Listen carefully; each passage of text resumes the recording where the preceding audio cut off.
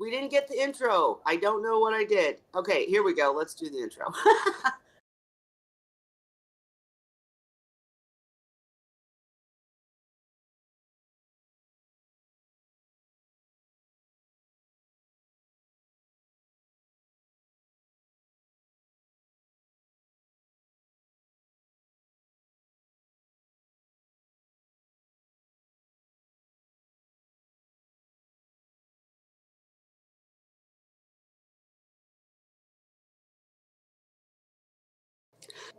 So we're having major technical difficulties tonight, as you can tell. But happy Wine Wednesday. We are finally here. Sorry for the delay, but we are here to take any questions. It is open chat. So if you have any questions, shoot them out and we will be here to answer them. Hey, Cora Works, sorry we're so late. Hey, Zen, can't wait for you to jump in here as usual, but we won't corner you this week. I know last week I kind of did, so I won't this week. But Ray, I see your hockey game's almost over. Hey, then maybe you can jump in, because what we do have tonight, besides open chat, is Holly is going to show us some identification questions from Shyla. So we'll get into that in a second. But I just wanted to say again, sorry we're late, technical difficulties, and I was rushing to get here, but happy Wine Wednesday. I'm sipping on Chardonnay. Let me know what you're sipping on in the comments. And Holly, anything new with you before we dive in? I guess, yeah. I got my controller for the skimmer. Oh, good.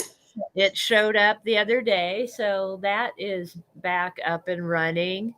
And I did a big cleaning of that tank today now that I have a skimmer. So I got a lot of the algae off. Everything's bright and shiny except for the back wall, which I leave alone in the winter.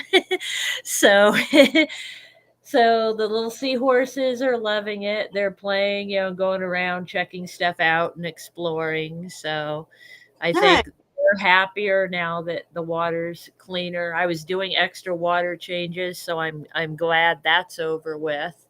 Yeah. And then it started snowing out of the blue today unexpectedly. It snowed all day. I cleaned the tanks, got them done, and I have a place outside where I dump the water. And so after my last bucket of water I dumped, I started putting the new water in the tanks, and I look outside and it's raining, and I'm like, oh, I finished just in time. So I get all the water in their tanks, and I'm like, okay, I'm going to go take a shower. So I get in the shower and it's totally raining outside. I come out of the shower and it's totally snowing. And, and I look at the thermometer, it's 38 degrees. I'm all, how is it even snowing right now? And then Scott says, well, it must be coming down pretty fast. I'm all, yeah, it is. The temperature went from 38 to 33 in like a half an hour. Wow. I'm not joking. And none of the apps, the weather apps, nothing knew it. Oh my gosh. And people all over town in like our local Facebook pages, everybody was like, oh, it's snowing. And nobody's weather predicted it. Wow. Just out of the blue. It was supposed to like rain today. So crazy day. That sounds crazy. I had heard something about it snowing in California and how it doesn't usually, right? I mean, or does it? Well, it does because, well, I'm at kind of a higher elevation. But this winter has been warmer than usual. We're in what they call an El Nino year, which means it's warmer and wetter than usual. So at my elevation, I'm about 3,000 feet. So I'm the edge of snow. I don't always get snow. But sometimes. But sometimes. So we got a lot of snow today. It stopped now, thankfully. Now the next 7 days are supposed to be clear. Yeah, I was going to say, it's scary if your weather channel or your weather app doesn't even know. But like in my area, hi, our Aquatic Universe with Mike B. Hi, Jeff Kane. Nice to see you guys joining us. It is open chat, so we're just openly chatting. If you guys have any questions, we're going to talk a little bit about seahorse identification in a minute, but we're just doing our, welcome to the, to the Wine Wednesday, I guess, real quick. But yeah, it when it doesn't happen like that, and I live in Indiana, and so in Indiana, it is absolutely all over the board. Like you just never know, like if Mhm. it's going to be really cold You in the can't summer. even believe your weather app where you are then. But I'm told the weather app does say it's supposed to be really warm this week, so I'm super excited because I am over the cold, so over it. And I had a quick question about skimmers since you brought that up. Thank you, Holly. Mhm. Because you guys know one of my tanks is currently an all-in-one, 40-gallon all-in-one. On the back in the compartments, I have UV sterilizer, sock, K1 reactor, and then the skimmer. But I've noticed lately, it used to be when I first set the tank up, it used to be that the skimmer would be almost overflowing every day when I went to go, to pull the cup and dump it, right? And it don't in an all-in-one, you don't have some big fancy skimmer. It's what you can fit in the compartment, right? So I've always been a little shy of trusting the skimmer because it's only rated for time and a half. And we usually recommend going 2 times.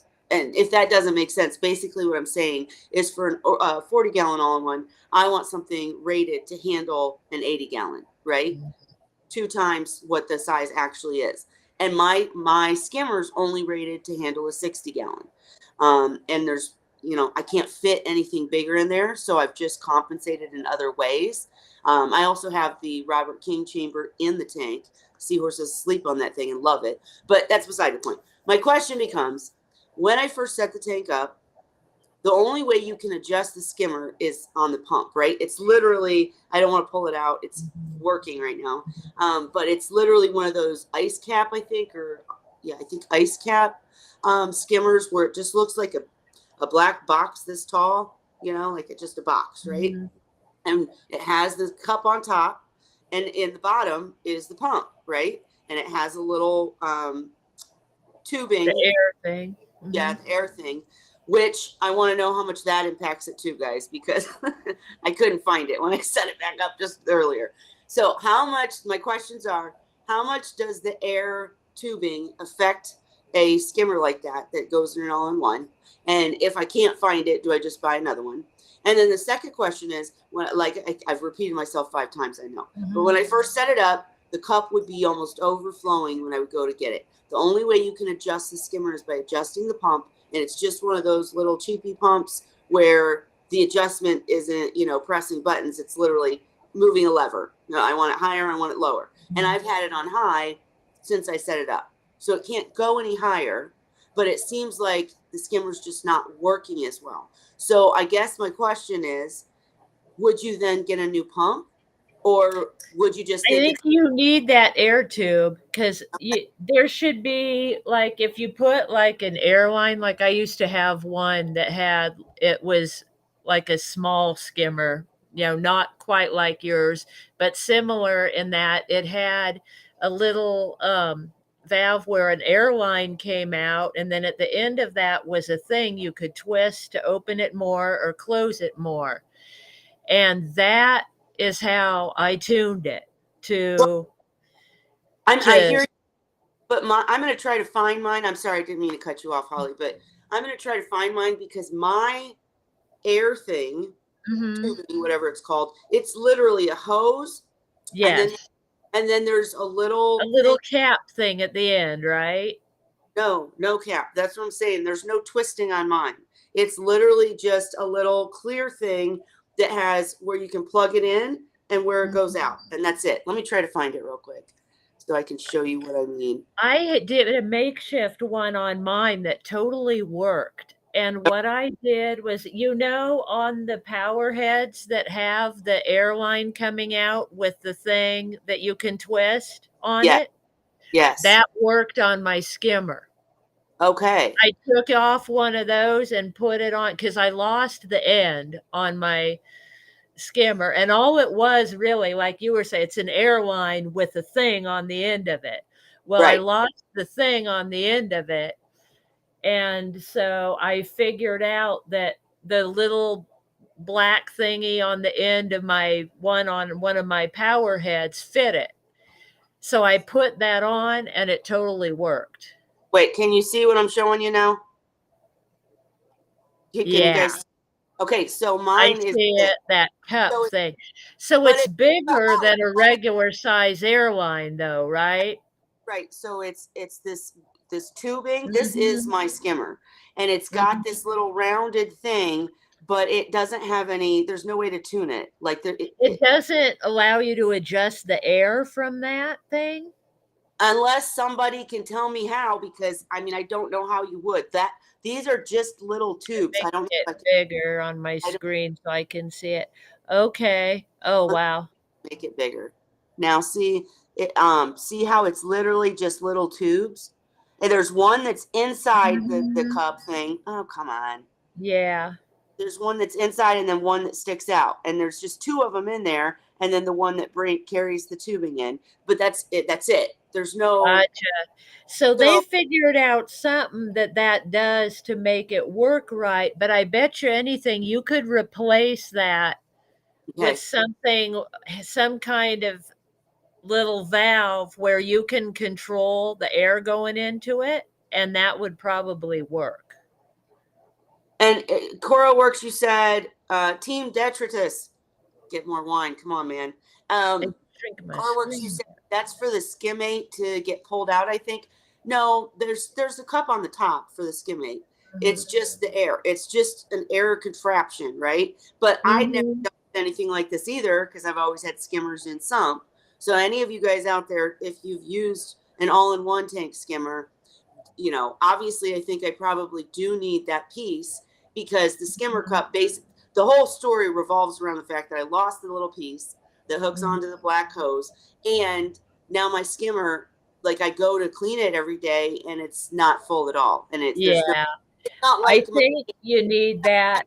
hang on, I was going to say, it's not like my tank's like super clean and that's why. Mhm. That's not it. So, um, Because I know on the one in my sump, it's got the little jar thing with the screw on top to adjust the air. And yeah, I need to use that sometimes to adjust the bubbles. well, And and then it's got a separate thing to raise and lower the water. And then I can control the speed of the pump also. But I think that air hose thing plays into how it's working. So you're going to have to figure something out. well, I may honestly just get a new skimmer because, like this one, Mhm. unless somebody out there has that same skimmer and can say, oh no, this is how you adjust it.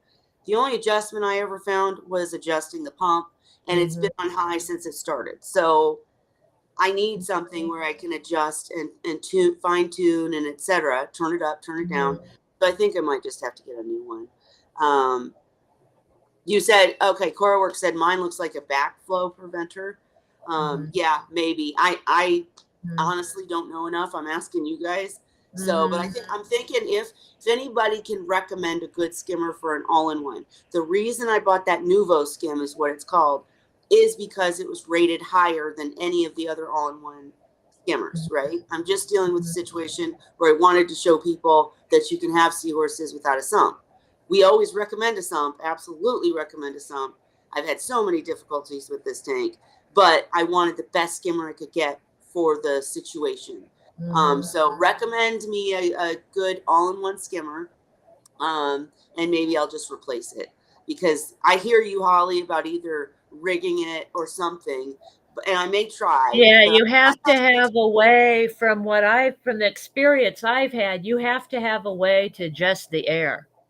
Mhm. Because even on my big ones, sometimes they're just not right. Like there's not enough bubbles or, things aren't going right and I have to tweak it a little bit. So when you don't have that ability, that, that's going to cost you, I think, as far Yeah, as and how well it works. anybody joining us, I'll just show you one more time real fast. This is what we're talking about. This is the skimmer that I got because it was rated for a 60 gallon. Actually, it might not be this exact one. I don't know. But it looks just like this. where there's just the only way the cup stays on is like a band, like I call it a rubber band. That's not what it's really called, but that's the Yeah. only thing holding the cup up. There's a pump down here that is adjustable, but it's literally just back and forth. Like, do you want it higher or not? And Yeah. I've had high since the start. And then what I lost was this piece right here. Mhm. And I could probably still find it, but again, I don't understand any way that you could adjust that with that. There's no turn knob. The I thought maybe that like it would twist or something. Nope, Yeah. do anything. It's like they pre-did it. They figured something out to make it work right Yeah. all the time, but you can't duplicate that without it. Right. And if it's not working for me, I can't change it. So Yeah. um absolutely give me any advice on that you guys would like. And any advice on a new skimmer, because I may just upgrade because it's not pulling skim. So it's not pulling skimming. So I'm going in there every day and it's barely full. And I'm like, that's not working. um, and you said, what about the Smart Reefs Skimmer Roller Mat Combo? It isn't as pretty as the ice cap, but you need to empty the skimmer, but you never need to empty the skimmer cup. Will it fit an all-in-one? That's my only question. I'll go look it up here in a minute. If this is something for an all-in-one, absolutely. But the whole point, like I know, guys, that I could just add a sump and add better equipment and all that. But I'm trying to see how long I can keep a tank without a sump. That's kind of the goal of this tank. Mhm. My 65 gallon is still up and it has the huge sump with the, the, Yeah. I can't think of what it's called now, the algae scrubber and the huge skimmer and all that. And that is absolutely what we recommend. This was an experiment for me. So I'm trying to stick with all in one. And hey, KJE Aquatics, we got all sorts of people here tonight. Yeah. If you guys have anything to share away. You have full permission. And any seahorse questions, that's what we're doing here, talking seahorses and tank stuff. You know how we do. Anyways, so okay, besides the skimmer, the only thing I have to report is that I did a this is so silly of me, okay? I might just drink wine while I'm doing my water changes, just to let you know. But I literally did a huge water change because I'd kind of been doing smaller ones and I knew I needed to up it. I lost the male. I need to be on top of this. I don't want to lose any more seahorses. I haven't had any problems with the remaining 4. They're eating, they're fine, etc. But I went and did this massive water change. Plus, it was just getting dirty, and that bugs me. Like I've said many, many times, when there's algae growing in the tank, we hate it. They don't Yeah. even hate it because it's actually helping them. It's taking up Mhm. nutrients and doing good stuff for the tank, but we don't like it. It's an eyesore, right? It's not my pretty tank anymore. So I went through for myself and did this massive water change. Probably not the best idea when the skimmer's on the fritz, but I did. And to make matters worse, I have seriously misplaced a rock. Like, I cannot find this rock. I took it out to scrub algae, right? But I took like out 2 or 3 out of the maybe like I took out half the rocks, right, to scrub them in tank water. And when I go to put them back, there's one missing. I swear, I'm not crazy. So now I'm in this position where I'm like, I can't find this rock to this moment. Like I still have not found this rock. I don't Sounds know. like stuff that happens to me. I don't know if like it was, and as I said, I might drink wine while I'm doing the water change, but I feel like maybe like I checked out in my yard all day because I thought maybe it was still in the bucket when I dumped the water. Yeah. There's no rock. It just freaking disappeared. Or It's did you carry it somewhere and set it down like you had it in your hand and the phone rang or something crazy? I am not saying that something like that could not have happened because that is very possible. But so my question to you guys is, or to Holly, to Ray, to whoever, is, so I'm down one rock. The tank looks really bare. It was honestly the biggest rock, which makes no sense at all. But my tank, of course, has the K1 media reactor, and that's what I feel is actually running the tank, right? So like I don't really count on the rock. The rock's in there for my aquascape. It's just to make the, cute little caves and bridges and stuff like that. I don't actually depend on rock for the filtration, for the biofiltration. I know it's doing it too. I'm not saying Yeah. it's not, but I'm But not your tank's not relying on it. right. And I'm not super worried about this missing rock. I'm just curious. Like that's why It'll I turn up. You'll find it like in your bedroom or some weird will place. start stinking and I'll find Yeah, it. you'll find it. But I'm just saying, like, I'm just curious. Do you guys use multiple methods of filtration on your tanks so that if something silly like this probably would never happen to you, but if it did, then I'm not sweating it. I'm like, because if I found the rock now, I probably would not put it back in the tank because anything that was alive in there, I did, it's not been in water for how, if I found it in tank water, maybe I'd still use it, but it's been sitting somewhere for over 24 hours. Could I it feel fit like in the it back would part? have died. Huh? Could it fit in the back part where your filtration stuff is?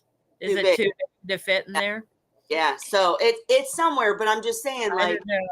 I'm If not. my bio balls or K1 went missing, I'd be really worried for my sanity. Well, we won't talk about A sanity. rock I can kind of see. That's it. That's it. Is because the K1's fine. The Robert King Chamber's fine. I do put Purigen in my sock. So as the water, it's an all-in-one, guys. So as the water goes down the sock, I've got a thing of Purigen in there. I don't, well, there's Aquachar or whatever in the Robert King chamber that's in the tank. And then my K1 media reactor, it's a 1 liter. So, I mean, it's rated for more than my tank, my little 40-gallon. So, like, I'm not super worried, but I want to make sure also that what I'm saying is right. So, if you did this, if you accidentally, after a cleaning, left your rock outside the tank and it dried, then you're at risk, I believe, if you put that rock back in, of a die off because everything in there's dead, right? Because it's not been in water for a day. Ray, correct me if I'm wrong, but yeah, Or something's dead. Ray said that the kids are holding the rocks ransom. Very possible, very possible. But I'm just saying, like, even if I find it now, if I was wanting to put it back, I would feel that I would need to cure it, right? Or do something, set it in water, make it twirl, because everything in there would be dead. And if you throw it back in the tank, then you're going to have an ammonia spike or, whatever, in my mind. Maybe my filtration's enough to handle it, but I'm just personally not willing to risk it. And Yeah, I wouldn't either. right, let's I see. would think if they weren't completely dead, stuff would be dying in the process of dying if it wasn't dead yet. So KJE Aquatics, I see you know nothing about salt tanks. We love fresh tanks here too. So put anything you want about your channel, we'd be happy to go check it out. Because Holly keeps a freshwater tank. I used to, not anymore, but we think they're awesome. Younga said, I saw something online that said to move the rubber ring to adjust the protein skimmer. Right. No, you're absolutely right. You can adjust that ring up and down on the cup to make it higher or lower. And I guess you're right. That is true. That is an adjustment. So if you want like faster skim, maybe you put it lower or something. But all I'm saying is I've tried doing that and nothing changes. It's just not filling up. So I believe that we're right that it's probably the air thing and just that it's not something you can adjust, right? So maybe the pump's getting old. How long's my tank been up, Holly? 3 years? Not long enough for your equipment to go bad, in my opinion. See, I really wonder about that though. Because it was about the same time, I want to say, that I've had this tiki tank, which started out as my grow out tank. I've had the sump and equipment and all that. I want to say 3 years now. Because think how old are our seahorses. Right. Aphrodite's over 3. So, Yeah, right. so about that long. But and I totally agree with what you're saying. I had my reef tank going for probably, oh God, 10 years before I had any real trouble with equipment and such. But I Mhm. feel like the stuff today is just made to break. You know what I Now, mean? my skimmer, I found out when I dropped the controller in my sump. I found out that my skimmer has a 3-year warranty on it. Oh, nice. So they expect it to last at least 3 years. So Right. that's why I think stuff should last that long, in my opinion. But if we're saying the tank's over 3 years old, more like 4, then it has. I've had it since I started. So maybe the pump's just not function. I've asked this question before, and since we have some freshwater folks in here and we have some, just saltwater tank people in here, I've asked this question before. How often do you pull your equipment and clean it? Meaning, like, pull the skimmer and run the pump in vinegar or whatever you choose to use. Mhm. How often do you do that? Maybe I'm not doing it enough, to be really honest. Have you cleaned the body of the skimmer inside too? Every time I do a water change. Yep, Yeah, I honestly think it has something to do with that air thing. you're probably right. You're probably right. I I know once in a while mine seems like it's not making, enough bubbles or what, like when it's not doing enough bubbles, when it's just water coming up or whatever, it means I need to do something with the air. So if your pump's running, it's doing that part. It's just right. not foaming. So that tells me it has something to do with the air. Well, and And if again, you can't fix that, then I think that's your problem right there. probably just not. I just picked a bad skim. Not a bad skimmer. Depends on your situation, what you Yeah, need. if your pump is going, I think that part's Okay. fine. Well, and I I would saw Cora Work said the skimmer that we were talking about. I think he's talking about the roller, which I'm very interested in. I saw them at Macna. I think they're awesome. Um, it's just the space, like you said, it needs at least 11 by 8. There, I'd have to put it in the tank if I was going to use it because in the back there's no. It's I believe the footprint of the tank. I'd have to look it up to be honest, but I believe it's like 5 by 5. I did get the biggest compartments in an all-in-one that I could get. Like I looked at different all-in-ones and I got the ones because some have like 3 by 5 and stuff. I Oh, believe wow. I believe mine's 5 by 5, if I'm not mistaken. I'd have to look it up, like I said. But so unfortunately, I don't get to use that cool equipment in this tank, and that's the problem that people that don't want to add a sump face. Right? There's lots of cool stuff you can use. Put on a sump. I'm just not in this case because I'm being stubborn and trying to prove a point that I can keep this tank going. Now, I'm curious too. Well, because today I cleaned out, I've told you all before about my overflow boxes on this tank and how they're not tubes. It's like solid acrylic and it's really hard. They're like slots to clean. So today I siphoned those out and bunch of gunk came out, but I got them clean and I'm thinking, what a pain in the butt. I hate those things. So that just made me think of with the all-in-one, that back compartment. Do you need to clean that sometimes? And is that hard to get down in there and clean? Because To be that's probably something to keep in mind about those tanks too when people are considering a setup. absolutely, and I'll be honest, I couldn't tell you how bad it is down there. I do clean what you're saying in the But compartments. yeah, as much as you can, but you can't see, right? You cannot see. Now I in have the the same middle, thing with my overflow boxes. It's horrible, but they get with full of gunk, but I can't see it. So I don't think to do it. And I'm thinking I'm going to have to schedule myself once a month or every couple weeks or whatever, make it part of my cleaning to siphon out the overflow boxes. the and you're right, they're similar to an overflow box in a way.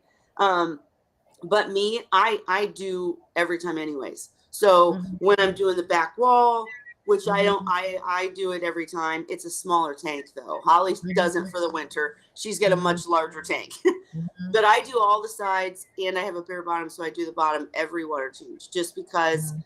they start getting gunky, right? Yeah. And you're just I really like magic erasers because they're Mhm, pretty good at sponging up the stuff, and so you're removing stuff anyways.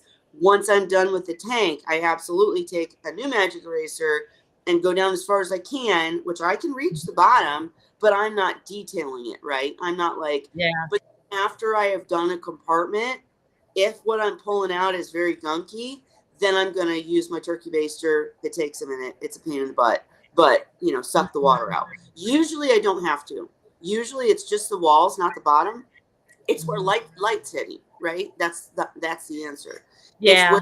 it is hitting the sides of the all-in-one, but it doesn't. I don't think it gets way down in there. Maybe I'm wrong. I don't know. But yeah. Yeah, and my display tank, because it's enclosed, I have the built-in overflow in that tank. So it's like a box and it's Okay.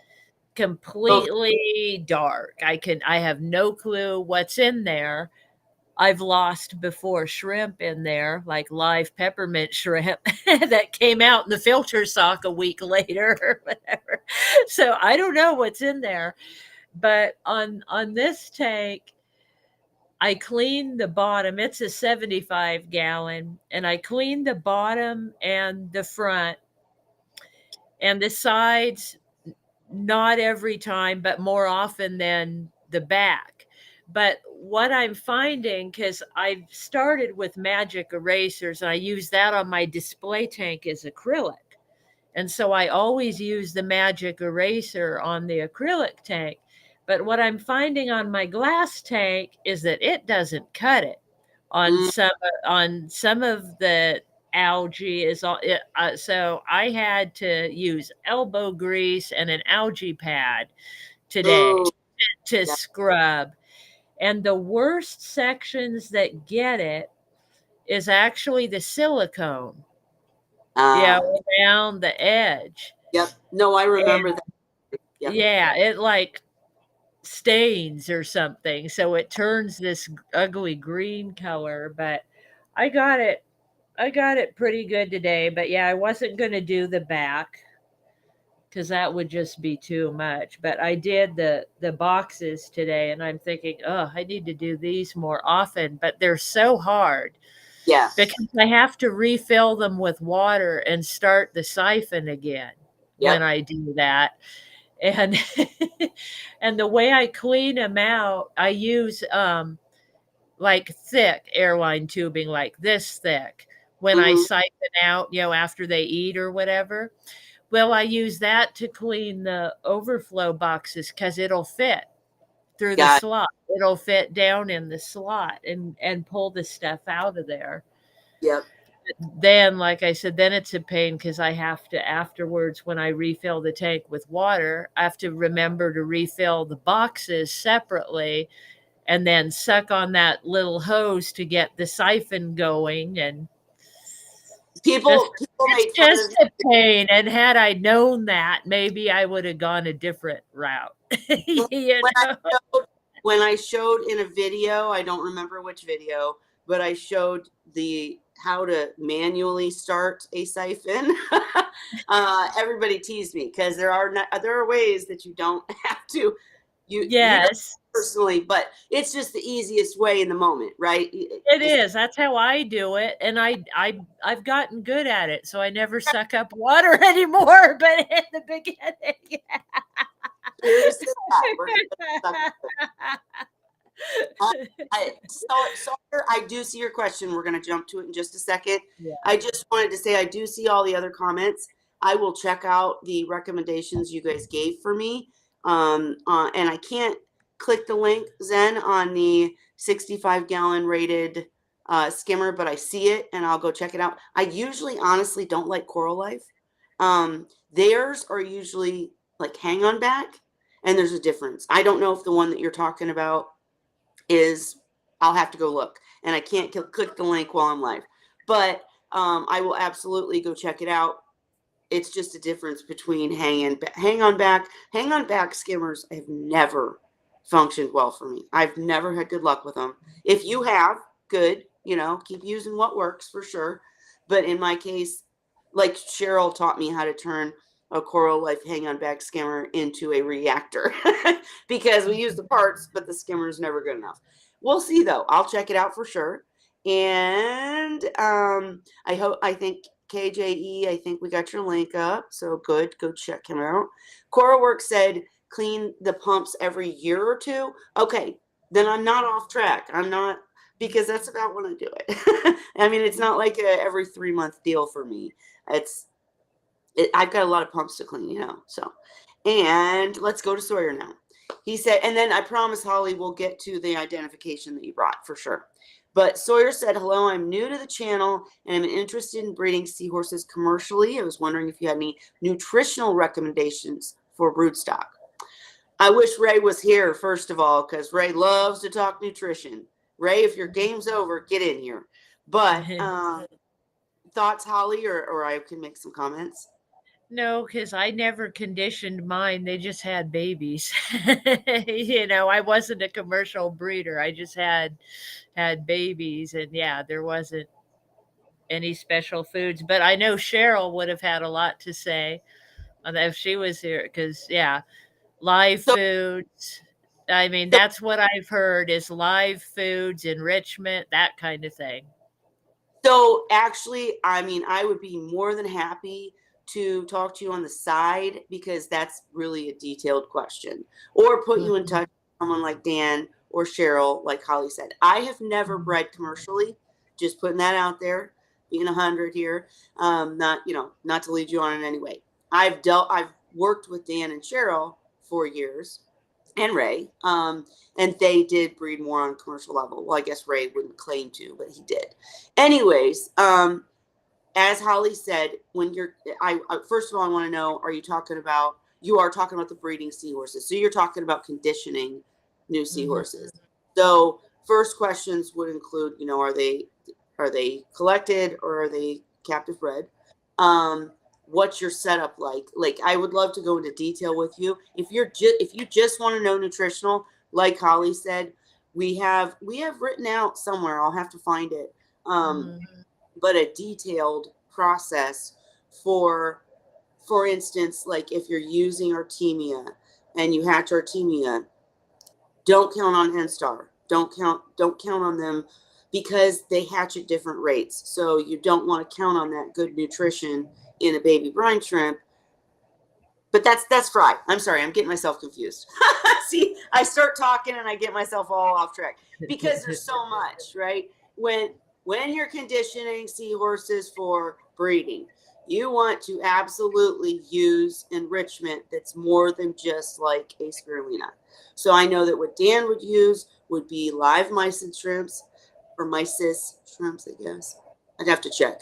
But one of the M shrimps, and he would enrich the heck out of them by enriching Artemia and feeding it to the mysids, right? And then he had a certain protocol where, all right, I've enriched the Artemia. I've fed them within 12 hours to the mysids. So then the mysids have to be fed to the seahorses within so many hours.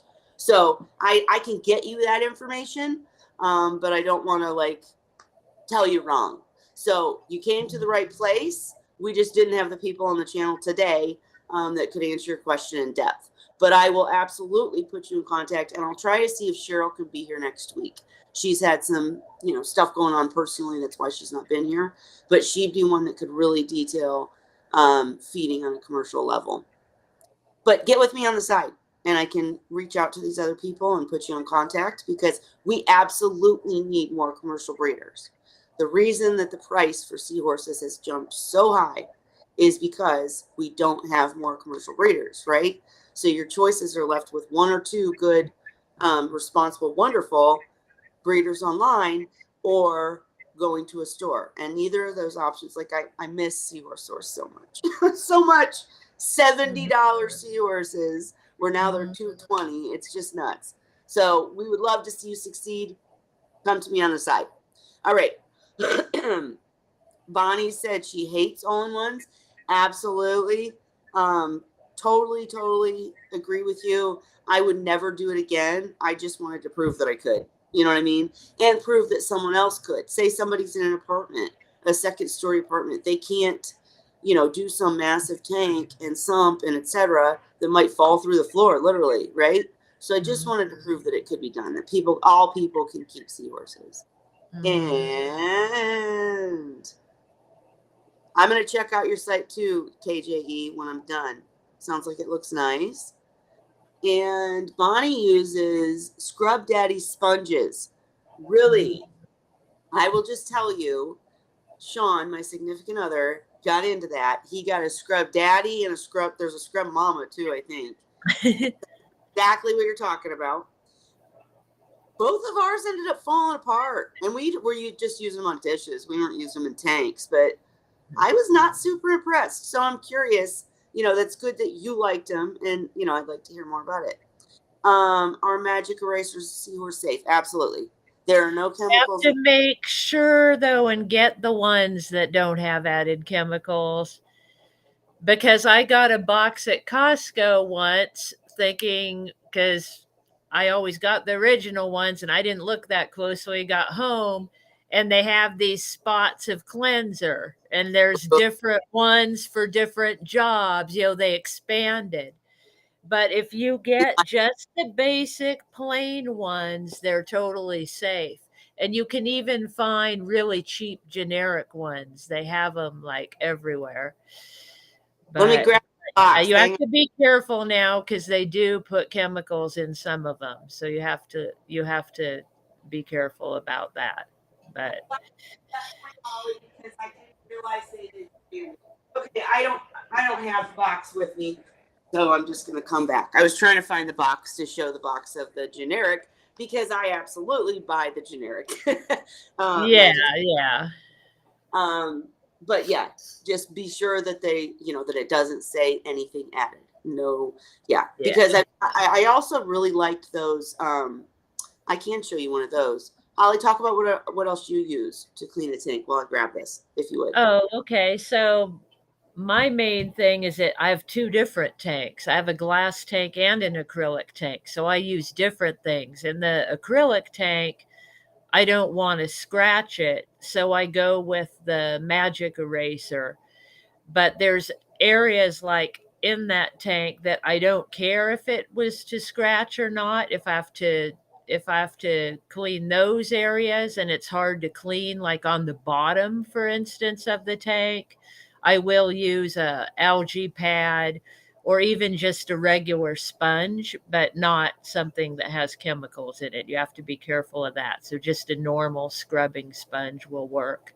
In the glass tank, I use normal sponges. I use the magic eraser. I use algae scrubber pads.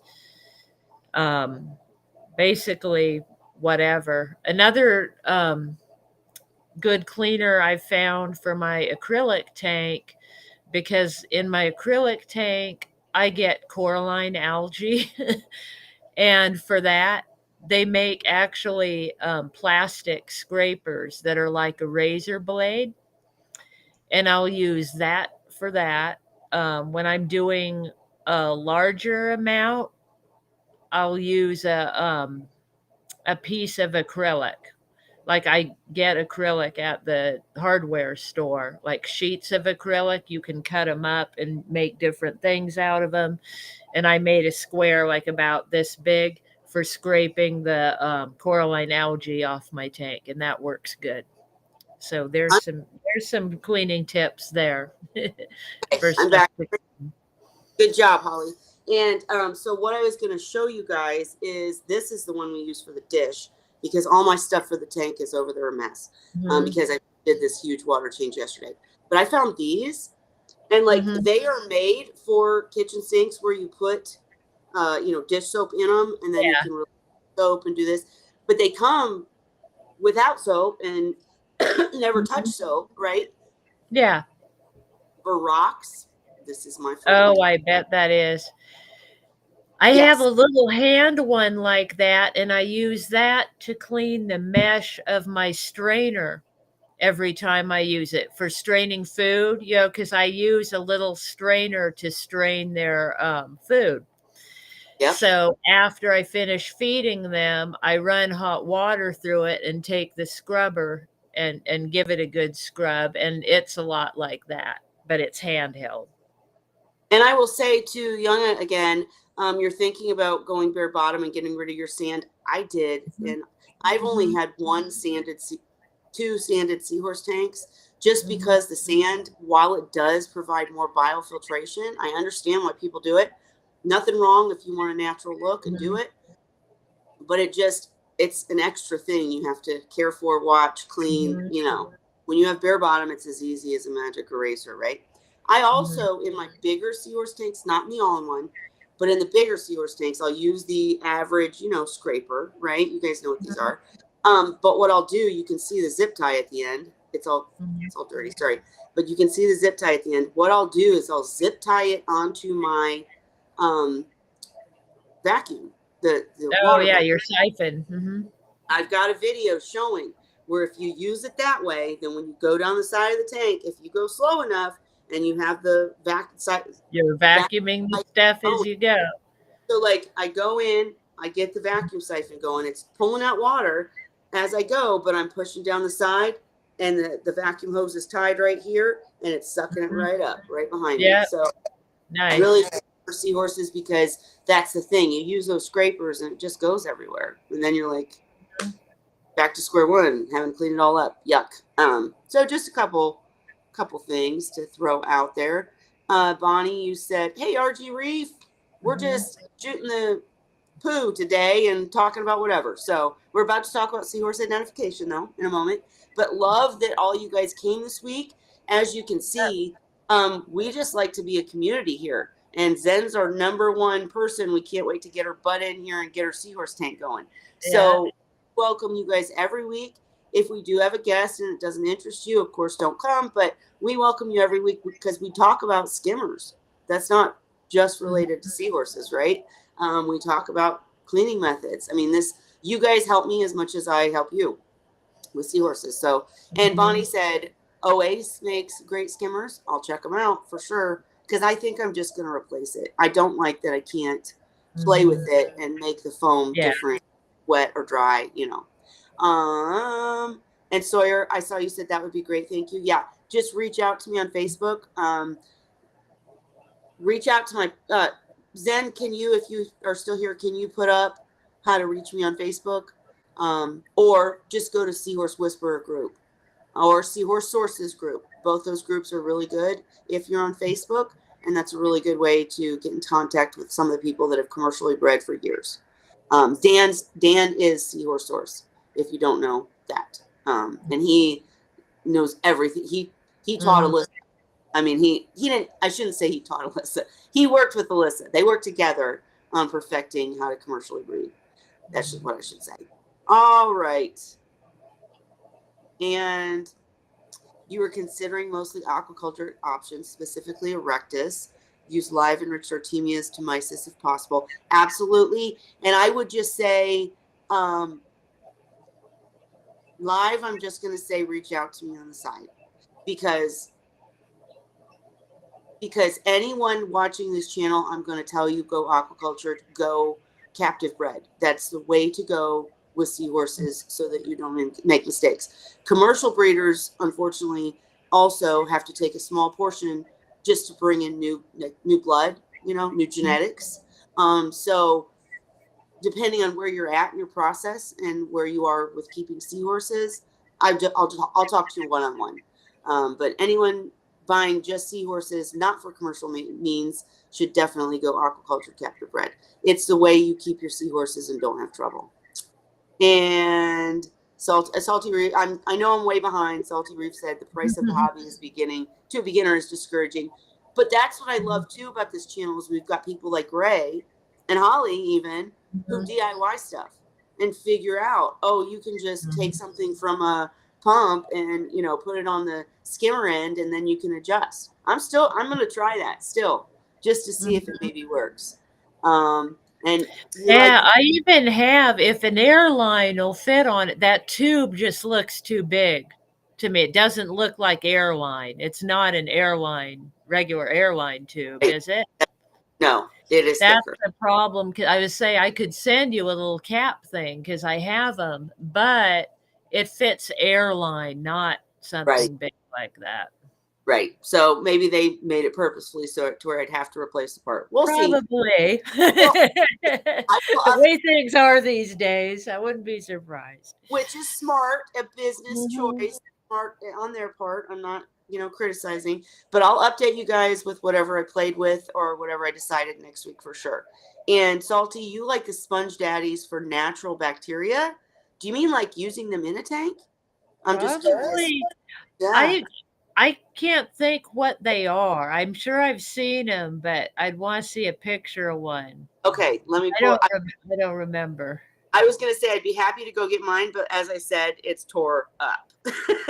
Tore I up. could Google it, I guess, and look at one. No, we'll just show so that everybody can see.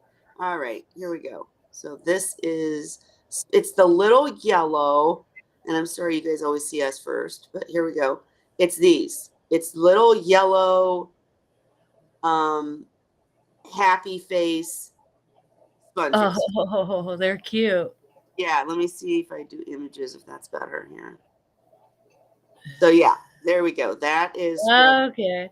Uh, Yep. yeah, I haven't seen those. I just use regular sponges. Yeah, I get the big bag of sponges at Costco, whatever. I haven't seen those. Well, and you That's guys, cute. I'm not going to pull it up, but you guys can go read. There are benefits supposedly to Scrub Daddy or Sponge Daddy, excuse me, whatever you want to call it. Mhm. But and it was amazing, on dishes for a minute, but mine lost its smile and eyes within.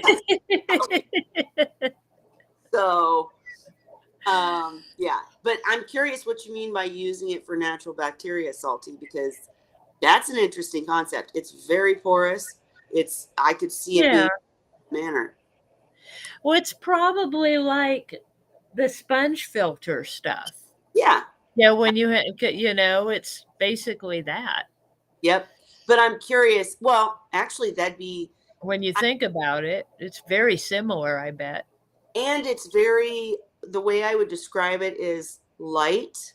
Like, I could see water would flow right through it. In a Mhm. sponge filter, you're using air to push it through it.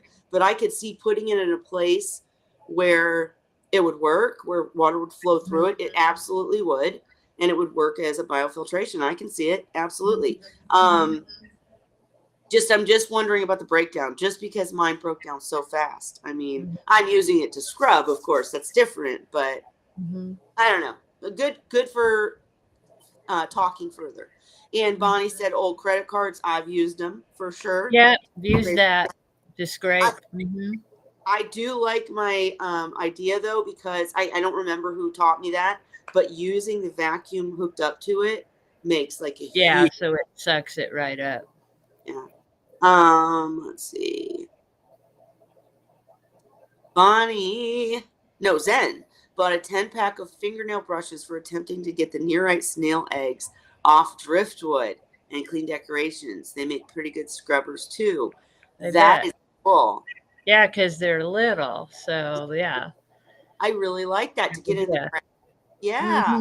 Because they'll Just fit more places. just for the future, we had a disagreement on this channel before. Many and the disagreement is whether or not you try to remove algae from a seahorse. Okay, my opinion is absolutely not, never, don't do it, right? Mhm. Because I tried once. I didn't use like a toothbrush or anything. I can't even remember what I used, but my seahorse ended up with a skin infection because if they're growing it on them, it's growing into their skin, right? I Mhm. know that Holly and Lucy and I think Ray have all used a Q-tip on that kind of thing. I've And never used a Q-tip. What I used was a makeup brush, was a soft eyeshadow brush. eyeshadow, that's right. So if Mhm. you're going to do it, don't use what you're talking about. Okay? Don't Don't scrub. do not scrub your seahorse ever. No scrub daddies, not, maybe makeup brushes, maybe Q-tips, but just don't use anything harder. And I swear to you guys, anybody who gets seahorses and they start growing the algae and you're like, oh, I can't take pictures, they look so ugly. First of all, I think it's cool, so show me your picture. And I mean, you got a green seahorse, that's cool. Second of all, it will go away. It's just like Siri. They grow it, it grows on them, and then it's gone. And they do Yeah, it. mine go through phases of that. Yeah, I only did that once. Cheryl told me about that. But what she said was a paintbrush. Yeah, Yeah, I mean, like I don't have paintbrushes, but I have makeup brushes and I'm like, "Oh, well, I bought them their own makeup brush." yeah. And it See, was one of those really soft, super soft eyeshadow brushes. And I had one of my girls that had a bunch of algae on her that was like sticking out and I just didn't like it.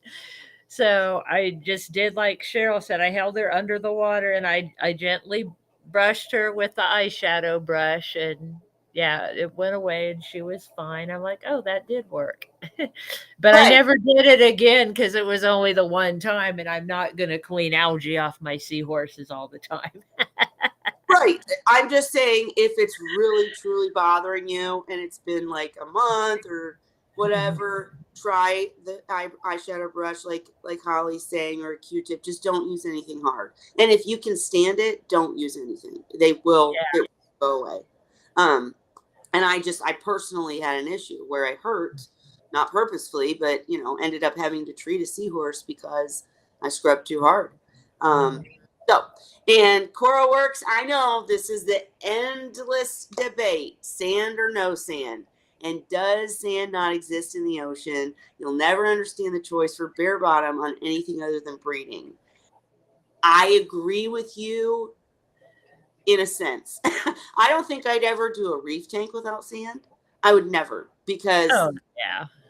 that's more to me like if you're going to have coral and such, you need that biodiversity and the I get the argument for sand. I really do. I did it in seahorse tanks, two of them, because I just wanted to, because it's more Yeah, natural. I started with sand. I became bare bottom because it was a lot easier to clean up after they ate. Right. It's with seahorses, really the reason that people recommend, well, actually, if you want to go back to Dan's recommendations, which is the Mhm. basis, I trust him with everything seahorse, and his recommendation is bare bottom or sand. Or sand, yeah, either Just no one. coral, right? You don't want crushed coral because food gets stuck in it. And with seahorses, the main thing is that they just eat more than other fish. And I know there's reef keepers out there They're or messy. water keepers that are going to say, "Oh no, I feed my fish 10 times a day." Okay, but their GI tract, the way they eat, digest, release is different, and they just are dirtier, if that makes They're sense. messy eaters. I think of them as the goldfish of the saltwater world because you know how goldfish are so dirty you can't keep most other fish with them? Yeah. Well, seahorses can't keep themselves with themselves. They're so dirty. I will You disagree with have to clean up after them. So yeah, that's that's the difference. And for instance, in my reed-eye tank, when I first got reed-eye, and boy, I wanted that tank to be just gorgeous because they were gorgeous, right? Reed-eye are so Mhm, pretty. mhm. And so I did do sanded. It was a smaller tank because I was almost like um, playing with keeping them, like seeing how they acted. Kind of an observation tank, but I made it very natural with sand. It wasn't a hospital tank. But I always plan to move them up. And that tank, the sand got this black hair algae. And I will mention that I did rinse it, but probably not thoroughly enough. It was before everybody was keen on, oh, you've got to rinse the heck out of sand. Don't trust the bio sand. And Mhm. maybe you still trust the bio sand. It's just differences of opinion. But in this case, I think I barely rinsed it because I was thinking I wanted to keep the bio from the sand. I bought live sand, blah, blah, blah. And in this reed eye tank, it got this god awful black tough algae growing out of the sand, like nowhere else in the tank. And I'd have to find pictures to show you, but it was awful, and there was no way to really deal with it. You know what I mean? Like I ended up removing the sand, which got rid of the problem. It was in the sand. And again, that's not to say anybody out there who wants to do a tank with sand shouldn't. Just be sure to rinse it really thoroughly, and start from scratch. I personally would say do not trust the live sand. Do not throw it in a tank and expect it to help with biological filtration. It will, sand will, but I mean, like taking it straight from the ocean or wherever they're doing it, you're getting God knows what in your tank, right? And so anyways, it just didn't work out for me. I'm not against it. I think sanded tanks are gorgeous. I really think they're cool. That's why I did it twice, is because I wanted to see have that natural look and beautiful look. But They are pretty. They're just more work. Yeah. If you don't mind that, yeah, there's nothing wrong with having sand. I don't think it's just another thing to take care of in your tank. Yeah, and CoraWorks also said to look at the hardware store and micro irrigate. Yeah. I sure will, but I'm going to take the whole thing with me. Take it with you and say, I need an adjuster valve to fit this. And that's how I do stuff. When I go in there and try to ask them something, they look at me like I'm nuts. Right? I know. I always bring the thing because I don't know what they're called. Right. Yeah, everything has a name, but I don't know what they're called. I only need the thingy that goes on the end of this. I'll never forget, because I built my own stand. I built a lot of stuff, but I'll never forget going in there and trying to explain to an employee, no, I need, show him a picture. I need this piece. And he's like, ugh. And literally another saltwater enthusiast walked up to me and helped me out in the store that didn't work there, but it's where saltwater people go, right? Yeah. You got to. Yeah. So it worked out. So I know what you're looking for. Yep. And Coral, I see your suggestions about knowing the inner diameter of the tubing. I hear you. Yeah. And Zen, I know Scrub Daddy was a Shark Tank thing. I know. I remember. Yeah. That's why Sean wanted to get it. It is, and let's see. You can use spare sponge to scrub your tanks too, or polymat fine filter matting. What does that mean? Polymat fine filter matting. I think that's like the big mat things that you can use for some filters. Like I have stuff like that for my freshwater tanks, where you can cut a piece off to fit whatever filtration you have. Like what did Ray used to call? I think he called it polybond or something. Yep. You know what I'm talking about, though. They come big and you cut off a piece. Filter media. When I was in freshwater, when I was breeding angelfish and stuff, I did use canister filters back then. I don't recommend them now, but back then I did.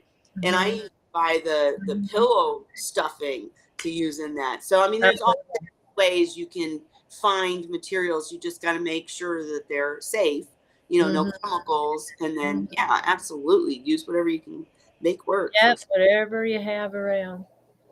And let's see. Oh, right. So Bonnie said with the Scrub Daddy, that's what it was. I remember. It gets stiff in cold water and gets softer and warm. We're not doing a porno session here, guys. We're talking about Scrub Daddy. But no, I know to each their own. If it's working for you, keep using it. I wasn't using it on tanks. Again, I was using it on dishes and just like having the trouble with the Seahorse. Maybe I'm just too hard a scrubber, right? I could have used you today on my glass tank. Right. And Zen said, everybody's warned you about the sand, but you can't help it. Do the sand. Do it. There's nothing wrong with it. And as I showed, if you decide down the line, okay, then you can take it out. Take it out. Absolutely. Yeah. I think you should have the tank you want, right? If you don't, what's the point? What is, do what you want to do. I will help you with the sand. And I think it'll be gorgeous. Do it. I'm not saying I no. had pink Fiji sand and I had no trouble with it. See? And now I'm down. I still have a little patch for Gobi under his cave. That's the only sand in that tank now, but he has his little sand area. It keeps Well, getting smaller and smaller because it gets siphoned out. Each time I clean the tank, a little more gets sucked away. right. Well, and I would say too, I told you the horror story about the Reedeye tank. Not even really horror, just I ended up having to remove it. But the tank was gorgeous until the black algae cut started Yeah. growing. I didn't do it right. I didn't rinse the sand and really rinse it. Like, Hmm. get that crap out of there. So you Now I'll say my pink Fiji sand, I didn't rinse it. see, some people, It did say put it right from the bag, and I did. I didn't have any trouble with it. I mean, that's good. I I'm still, might have just got lucky, but if you'll remember before I did it, I was asking you guys because it sat around for a while before I used it, and the bag had green algae on it. that's right. And Yeah. I showed you guys on here, and a bunch of people chimed in and said that doesn't matter. It'll still be good. And I Right. think I even actually called the company and they told me that. So I just used it and everything was fine. So again, I mean, there's a perfect example where it worked out for her. Absolutely. I would just say in a seahorse tank, you're trying to be extra careful. And I would never rely on sand as a biomedia. And the reason that they give you live sand that's got all the bacteria in it is to use as a biomedia. I would Mhm. never count on that. Let's just Yeah. put it that. And in Holly's tank, it worked out, but she wasn't relying on it for I biomedia. wasn't using it for biomedia. It was just for decoration. Just don't do that. Let's leave it there. And then, you know, I would say rinse it. Most channels would suggest you rinse it just because I know things have come really far. Advancements have happened. We can have bacteria in a bottle that actually works, all that. But you're talking about it being in a bag, and I understand it's still wet. I don't know. I'm just going to say I would rinse it. That's all. I'll leave it there. Not going to go technical. Just I would leave it there. And if you don't, you know, let us know how it goes. Let's leave it there. All right.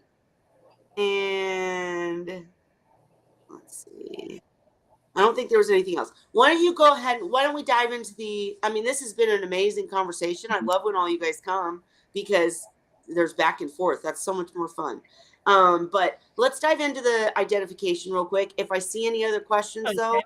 or I didn't see your question, ask it again, and I'll make sure to bring it up as soon as we're done. Oh, and I see yours then, but we'll get to it There is. after we do the identification. Okay. Okay, you want to do this first? All right, so I'm going to hit share screen because I have this up already.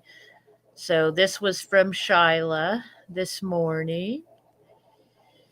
And I can make this bigger so we can look. So she was at a local fish store and found these seahorses that they're selling as erectus, but she noticed it has spots. So she was wondering, is it possible that that one's a hybrid with a reed eye, or do erectus get spots too? My erectus get spots.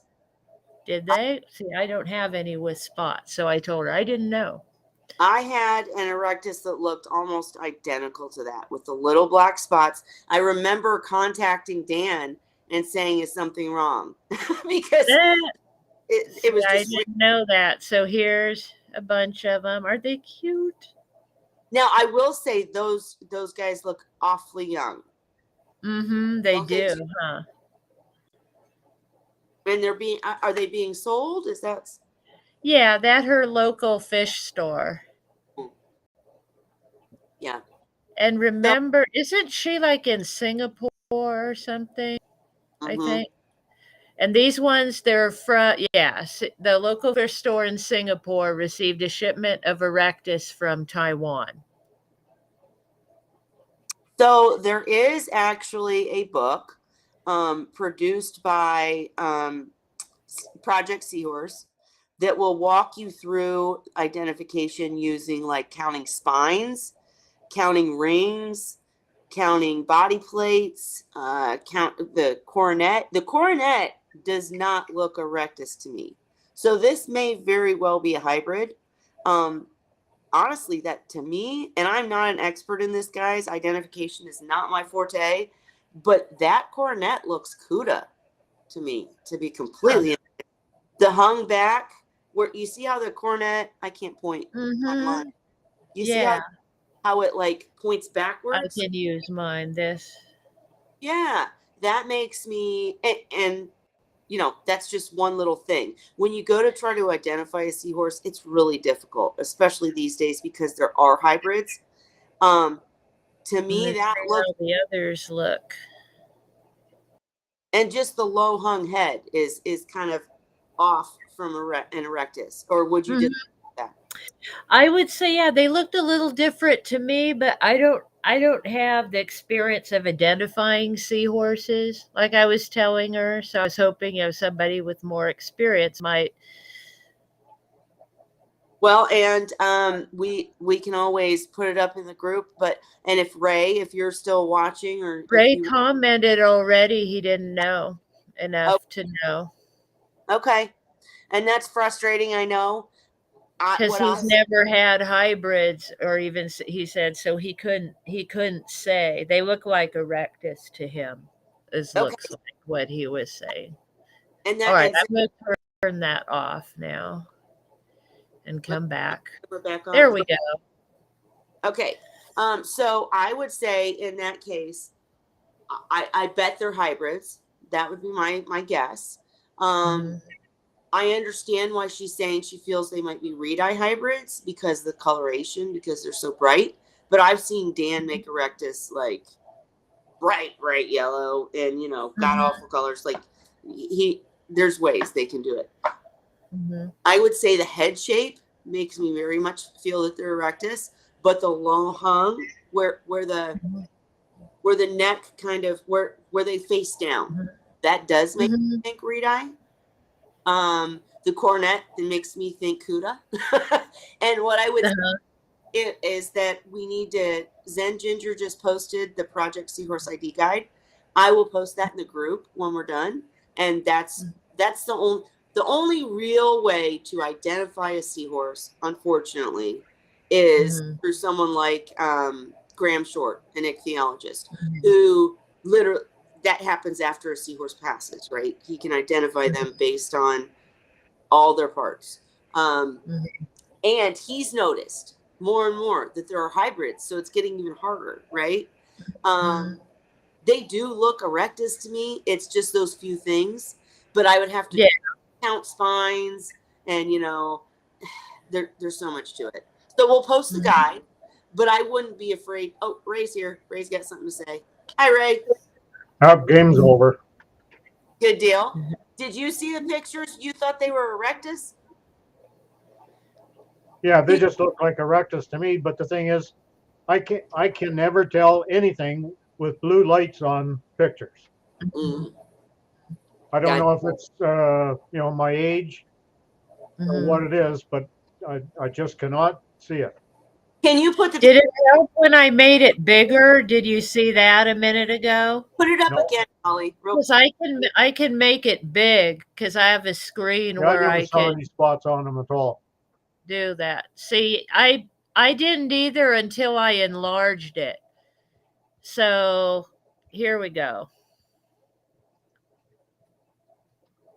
Do you see the little black dots? But I've had my erectus. No, I don't see them.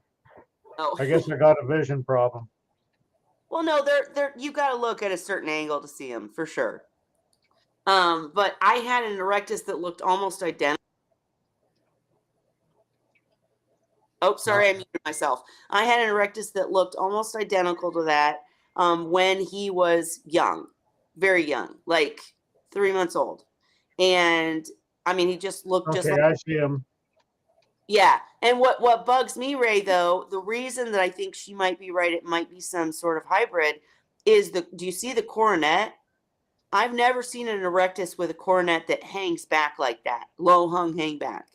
That reminds me of Cuda. Yeah. I know Well, it's all a I don't guess. have any experience with hybrids, so I'm not much help, I'm afraid. Well, the again, just while we're looking at it, the questions I have is the coronet and the very rounded neck that causes them to almost seem that they're always looking downward or snout downward. That makes me think reed-eye. But yeah, that was my only two thoughts. And as I told them, we'd have to go through and count spines and get really detailed with this to truly try to make an identification. The face looks very reed-eye. I mean, I'm sorry, erectus. Very erectus to me. The body looks erectus. Just the neck and the coronet kind of send me guessing. But they're adorable. Yeah, they're so cute, huh? That's what I said. Right. So I'm curious, did she buy some, Holly? I don't think so. I think she just saw them.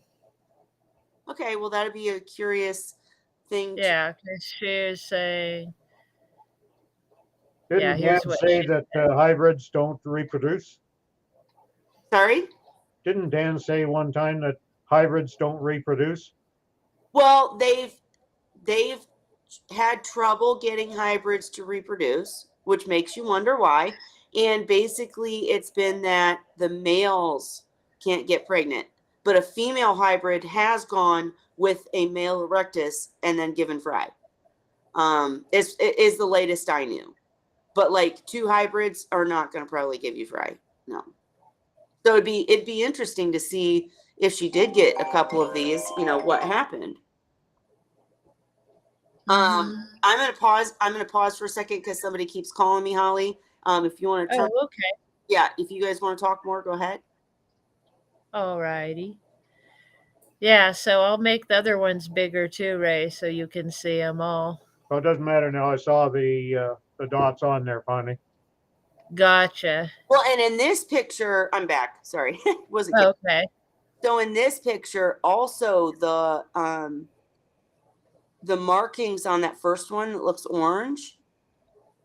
That makes me even more think they are erectus. That just Yeah, because it's got saddling. yeah. Yeah, I can see the saddling. I had reed-eye like that too. See Did you? Yeah. that Reed-eye low were the first seahorses I started with. and Those Ray, second. don't you think that low hung head is more reed-eye? Like the erectus are usually more. To be honest with you, I don't remember now. It's been Okay. so long since I've had reed-eye. Where's the other ones? It's over 10 years since I had the last reed-eye, and that's over 20 years since the first ones. Well, what I will do is when we're done, I will post a picture on this question in the group chat, and not in the group chat. I'm sorry, in the Facebook group, and I will post pictures of my erectus and my reed-eye just to show you guys what I'm talking about, meaning the low hung head and etc. But yeah, I bet they are probably either hybrids or erectus would be my guess. Anyways. All right. Should I stop the sharing? Yeah, let's stop sharing. All right. Ray, did your team win? Yeah. All right. They won 5-4, but Monday night they got beat by a team that isn't even in the same league with them, and they should have whumped them, and they let themselves get clobbered. Uh-oh. That's what my family is we're from Michigan, and so apparently Michigan, and I'm not talking soccer or hockey, I'm talking football. Well, but they had a Michigan, big. if they're talking hockey, it's Detroit. Yeah, no, I'm not talking hockey, but Michigan football had a big, huge win recently, and my family was like ecstatic, and I was like, huh? What? Sorry. But if your team's winning, good. You know, sorry they got clobbered last week. That sucks. Hey, Ray, while I got you, before we end this, I did have someone in here earlier. I'm looking for the comment. It was How about the breeding yes. foods, like conditioning for breeding? So, Ray, do you consider that you were a commercial breeder or no? No, because I wasn't into selling like Dan was. You I didn't have didn't, full I fried, didn't have near that many. right?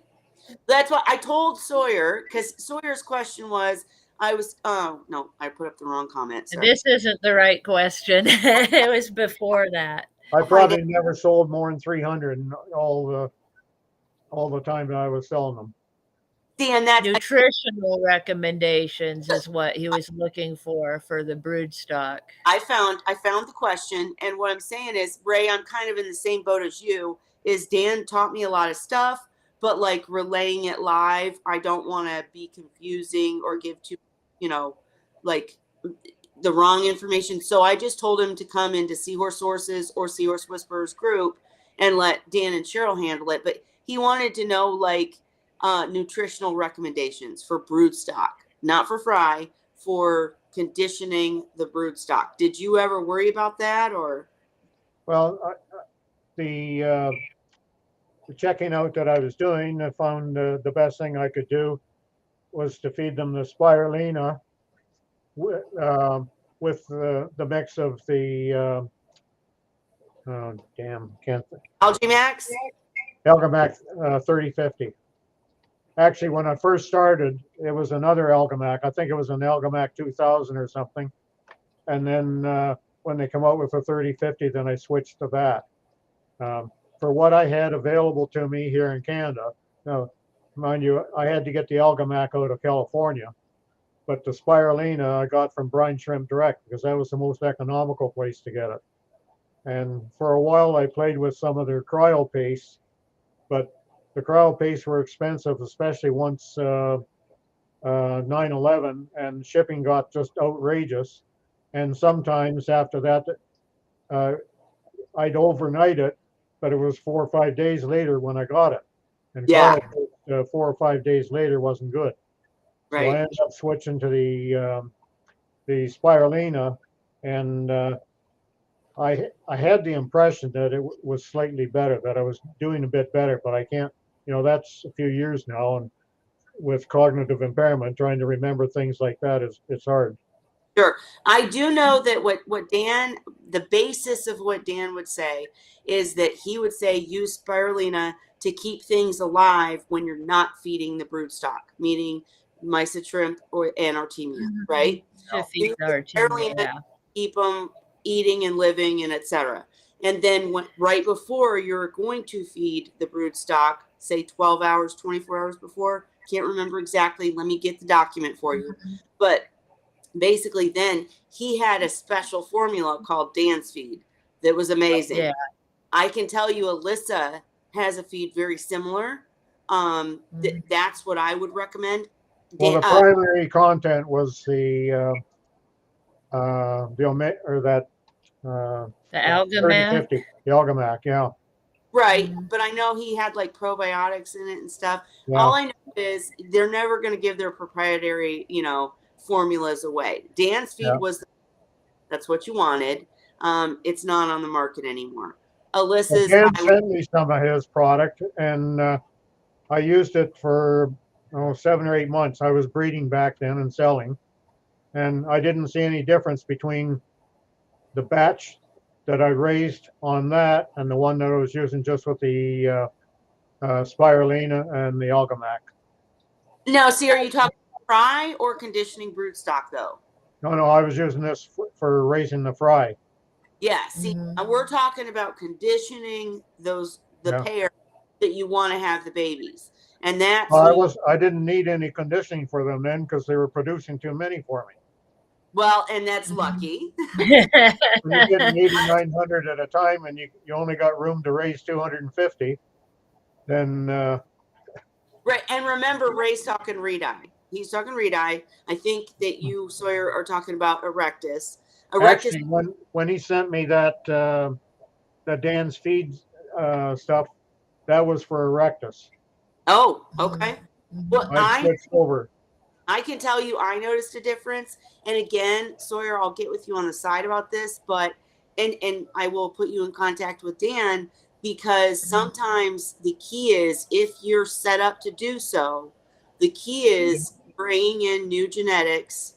Not what we would advise any, person just wanting to keep seahorses to do. But if you're looking at going commercial, you really want to bring in new blood, and then you do have to condition them. That's a different situation. I think Ray was always dealing with captive bred, which you can do, but if you want to really be successful as a captive breeder, or as a breeder, commercial breeder, sorry, then you kind of need to bring in new blood. Dan can help you with that, put you in contact with people, but then you have to be ready to condition them, which is preparing them for tank life, meaning treating them for different things that they might have, worms and such, and then really fattening them up by enriching foods. And if you decide to go with aquaculture, you're going to have a much easier time, but might not have as vast success.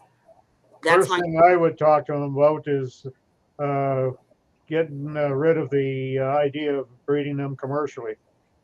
The odds of you being successful and as a commercial breeder are slim to none. When you look at in the States, the numbers that are doing it successfully as a commercial breeder are very, very few. I disagree wholeheartedly. I disagree completely.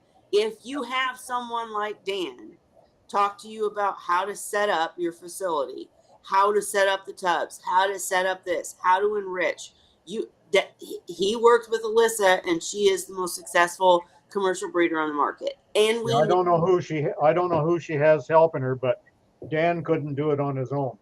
But he and his daughter, he does have a lot of help. You've got to have people you can depend on. And I found out, being in business for 40 years, that it's pretty hard to find staff that you can depend on. I agree. I agree with that point. Make sure that you have the people willing to help you before you set up. But we need more people who are willing to take the risk, to learn from the best, and be a new commercial breeder. It will bring the prices down to begin with, and it will also be a good business if you're able to be successful. And if you learn from someone who was very successful, you will be. I disagree with telling people not to do it. I mean, if I had the means, no, I didn't say I would do it. I wouldn't say don't do it, but reconsider. Like, you just have to know so many things before you get into it. You can't say stick with the knowledge I had when I first started breeding them, and especially it depends on where you live. That's true. Here in Canada, we don't have population densities high enough to sustain that kind of a business. So there isn't any successful commercial breeders in Canada. Sure. There's been a few that have attempted it. The one that comes to mind, Seahorse Canada, under a few different ownerships. But nobody has made it in Canada because we just don't have that kind of population density. When you look at how many people out of 100,000 are going to take up the seahorse keeping hobby. And when you've got 10 times, almost what you got, about 9 to 9.5 times the population in the US that we have in Canada, and yet we have a greater land area. So that means we're spread out a hell of a lot thinner than what any area of the US is. That should like where I live in Northern California. It wouldn't work there either. My very first question, Sawyer, and I will ask you if you reach out to me, one-on-one, is where you live, because that does matter. I mean, if you're in other areas, it might be even easier and better for you to acquire what you need to do this. Whereas, like Ray said, if you're in Canada, probably not going to work out. But I still when Dan started, shipping costs were a lot better. Yes. And so that was a big aid to him. But now it gets hard now for a commercial breeder if they're going to recover the shipping costs. for shipping, across the continent from the side that they're on. It's tremendously expensive, and so if you're going to pass that cost on to the customer looks at, holy cow, I'm not paying that for seahorses. Listen, I'm the first one. When I first tried to order seahorses, the very first time, I had my order ready. I placed it. With Seahorse, and they had a method where you didn't like pay with a credit card online. You literally place the order, and you're like, "What next?" And then they call you, because they were such a good company that they wanted to make sure that you were set up properly, that you would do well, right? So they would ask you a bunch of questions, and listen, as a first time buyer, I'm like, "Who are you to ask me? I just want to buy them, stop it." And then when I found out the shipping cost, the first time I tried to buy seahorses, I canceled the order because the seahorses, but Dan kept his costs low by showing customers, look, I'm not trying to charge you $150. It's literally, I'm charging you $80 and the rest is shipping. So he let that shipping sit out there. And, for me, I canceled my order the first time because I was like, I'm not paying as much for shipping. And then I realized he's actually being honest by doing that. You know what I mean? Instead of charging you $300 for a seahorse and you don't realize you're paying so much in shipping or whatever. But it is shipping. Shipping is the problem for sure. But I do know also that Dan did make some connections that he will share with anyone trying to become a commercial breeder, that can get you discounts and get you in with them. It's more about once you become successful, if you're shipping every time, they give you a lot of discounts. Volume. So I'm just saying, I understand what Ray's saying. I'm not trying to, tell anybody that breeding seahorses is easy, especially commercially. No way is it easy.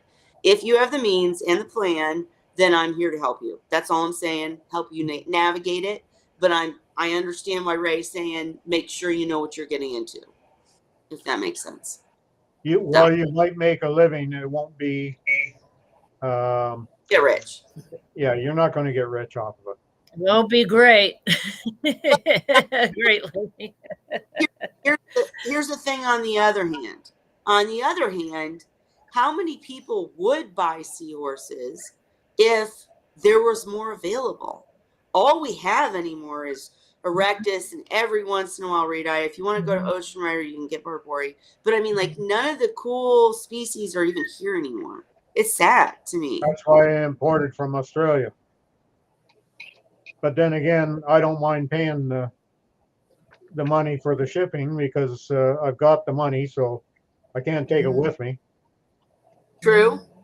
Not everybody can do that, but like I said, Sawyer, just get with me on the side. But good talk about all of it. You guys, anything else we need to discuss? These kiddos are blowing up my phone, so I'm gonna have to end it soon. Anything else from you, Ray? Nope. Like on these nights, I feel out of it because I don't know what the conversation has been for the most part. Oh, I know. In between periods, in between first period, you weren't even on yet. I know, but giving me I came on in between the second period, and I saw skimmers. Well, I can't help on skimmers because I build my own. And I have no idea what the commercial ones are like. Right. And that's what you need to build Kelly one for her all-in-one. Build me one, Ray. That's what you need, Kelly Kelly. doesn't like the skim mate on her ceiling. That's true. I think it might be overkill for the 40-gallon tank, but who knows? But actually, we'll still figure it out.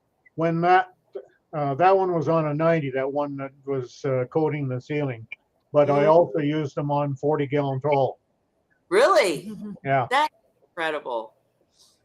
I mean, that must have been one heck of a tank. I mean, you must have had no problems with a skimmer like that. Well, see, skimmers don't solve all problems. Right. They can solve a lot. They don't solve all. Right. And in my early years, I went through an awful lot of losses until I started learning just what does work. Because there was so much back then that we thought was factual. Right. as we got on, as the years progressed, everything started changing. And the number one thing that we found back when I started, you had to have low flow. That was the number one thing. Which is still online. I remember that. Yeah. And but there are just so many things that have changed in the last 20 odd years. Like it was 2002 when I first started researching into the seahorses, and I only had about 10 years of my reef tanks and so on, but I had over 1,000 gallons of water in the tank or in the basement with all these tanks. And so I got the bug for the seahorses. So I started reading on them, and then early in 2003, I bit the bullet and got my first reed eye. And since then, now it's been 7 species altogether. That's, I Actually, mean, you know, the cheapest seahorses I ever bought was the abs that I got from Australia. Other than the shipping costs, it cost me $35 a piece. insane. Mhm. Insane. Crazy, eh? But but yeah, but those are the ones that are harder to sell too, because you have such a hard setup. You have to make sure they keep those low temps, right? I mean, Well, I found that easy with a $50 used air conditioner. I know you did, but most people can't. Typical Yeah. hobbyist. Yeah. So it'll be interesting though, Sawyer, to get with you on the side, and I look forward to connecting you with people. You can take everything that's said, and figure it out for yourself. Ray's recommendations are not wrong. It is hard. I would have loved to become a commercial breeder, but it was just a matter of money and space, and that was it. I just couldn't pull it off, Yeah, they're labor intensive and expensive. Well, Right. part of my problem was I was still in business for myself when I was attempting to build up the seahorse business. But still, even if I didn't, if I had been retired at that point and was trying to do it, it turns out we don't have the population density here to sustain it. So if You you don't. live in an area, if you've got an area that's basically low in population density compared to the rest of the US, then it means you're going to have to depend on client that are further away from you, which means shipping costs are going to be higher.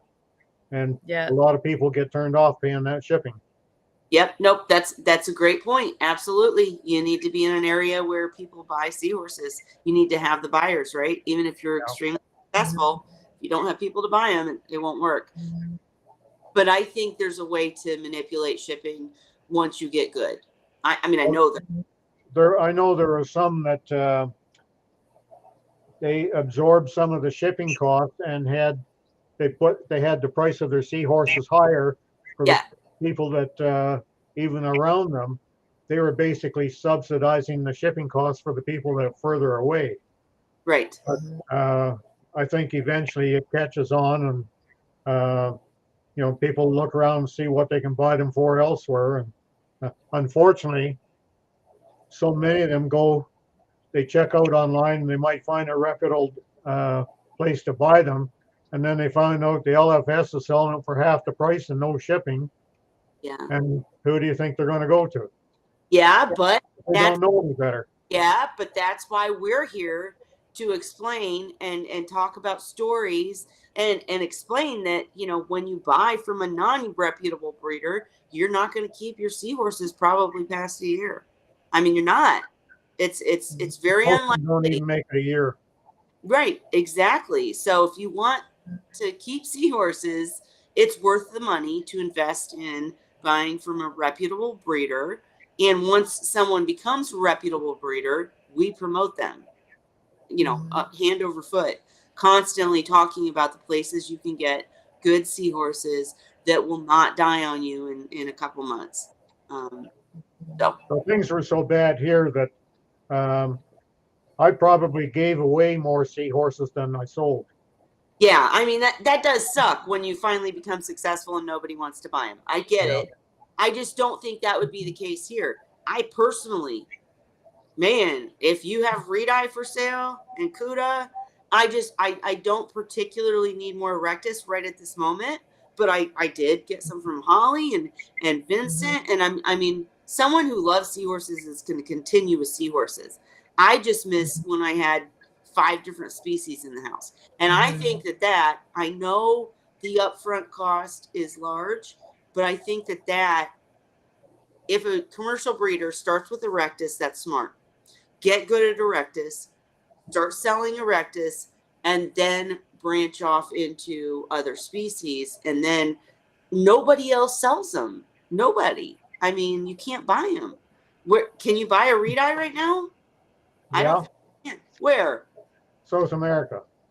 Well, I mean, right. But I'm saying you can't buy a captive bred reed eye. Chris might be able to get brood stock. Yeah, absolutely. I can put you in touch with Chris too. We'll absolutely do that. Totally agree. But anyways, guys, for tonight, I got to feed these kids and it's like 10 o'clock. So here. But I think that we answered all the questions for tonight. If I did miss anything, I feel like there was a question I needed to come back to. It was Zen's, I thought. No, I know there was a question. Hang on. Okay, here it is. Since we're discussing it, what's the average percentage of water you change when it's a full change, not a top off? In weekly, twice weekly, what's your usual maintenance routine? There is no set average. Every system is different, even though you feel that maybe stock's similar.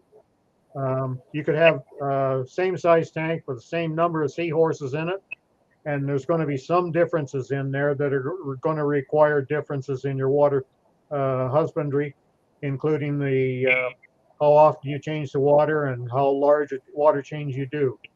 For instance, I had 4 40-gallon with 20-gallon sumps that had 2 each,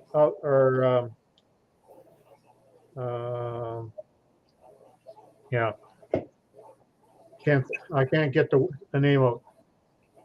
What's your favorite seahorse, Kelly? Me? Yeah. I would say reed eye. Oh, Oh, Barbary. Barbary. Yeah. Yeah. Okay.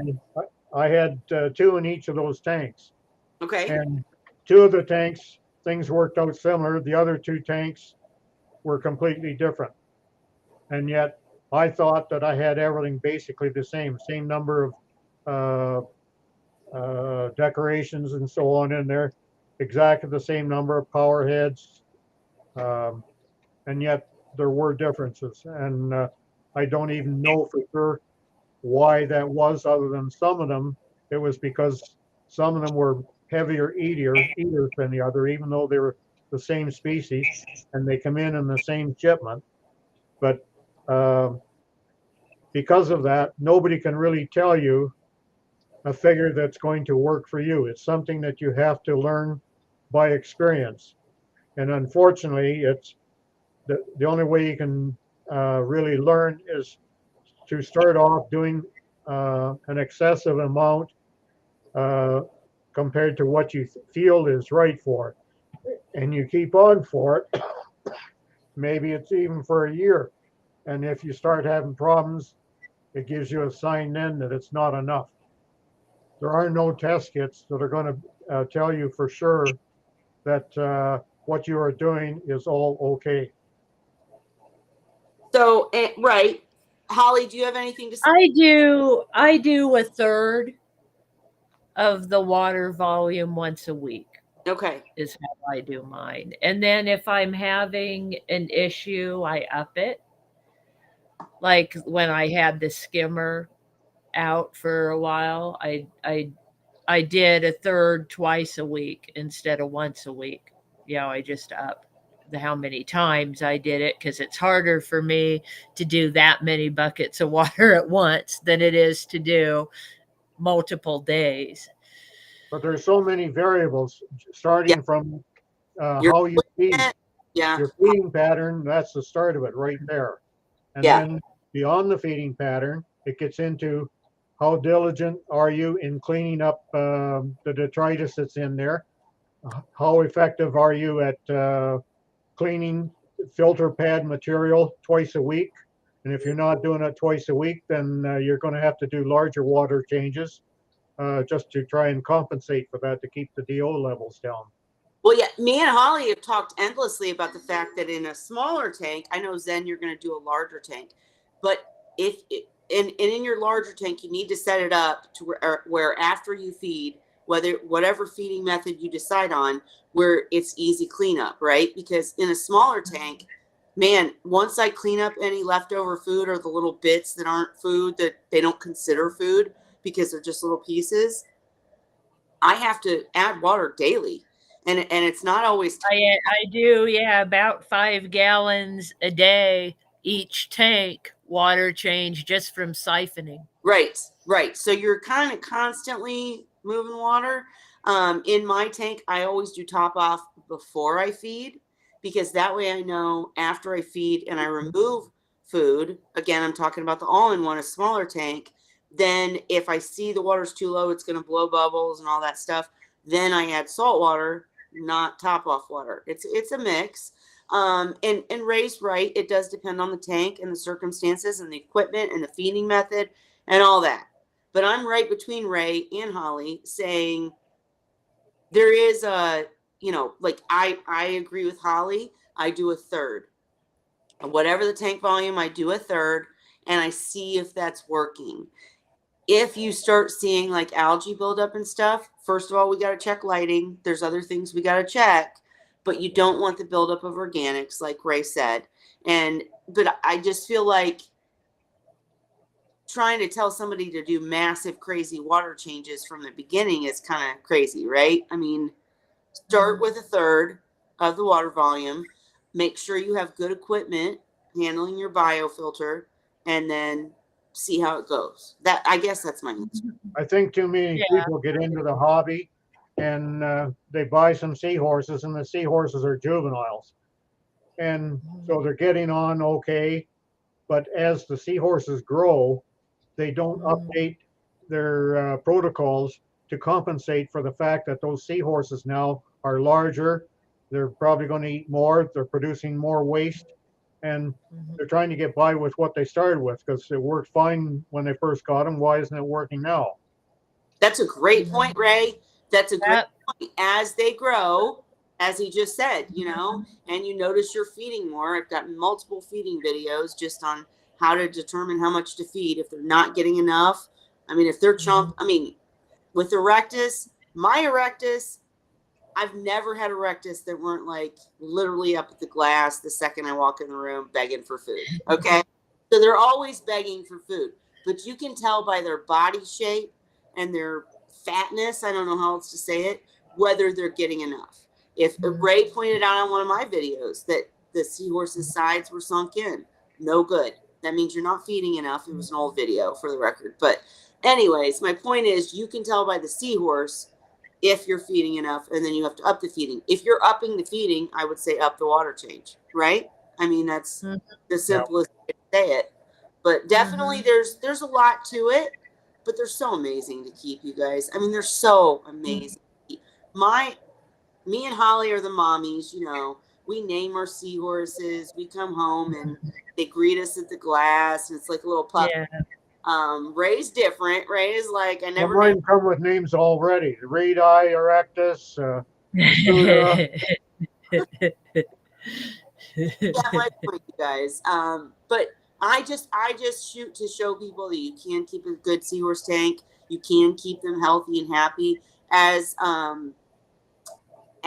Bonnie said, she works for I'm going to put your comment back up in a minute, Zen, but Bonnie works with Seahorse Trust, who works in research to save them and their habitat. Absolutely. That stuff's absolutely important too. And I think by buying captive bred as individuals, not if you're talking commercial, but as individuals, we absolutely promote buying captive bred, making sure you're buying seahorses that were bred in the hobby, because they live longer in our tanks than they do in the wild. I mean, it's nuts. Look anything up. It says that they only live a year in the wild. They live for years and years and years in our tanks. We're not taking from the wild if we're buying captive bred. So definitely good point. And Lynn said, just saying thank you guys. So Holly, I wanted to make sure you and Ray saw that we're making a difference to some people. They're hearing our channel and they're appreciative. So, and I appreciate both of you for showing up and talking with me every week. And the profit margin on breeding seahorses is razor thin. I mean, it is. You got to love doing it. You do have to love doing it to do it, for sure.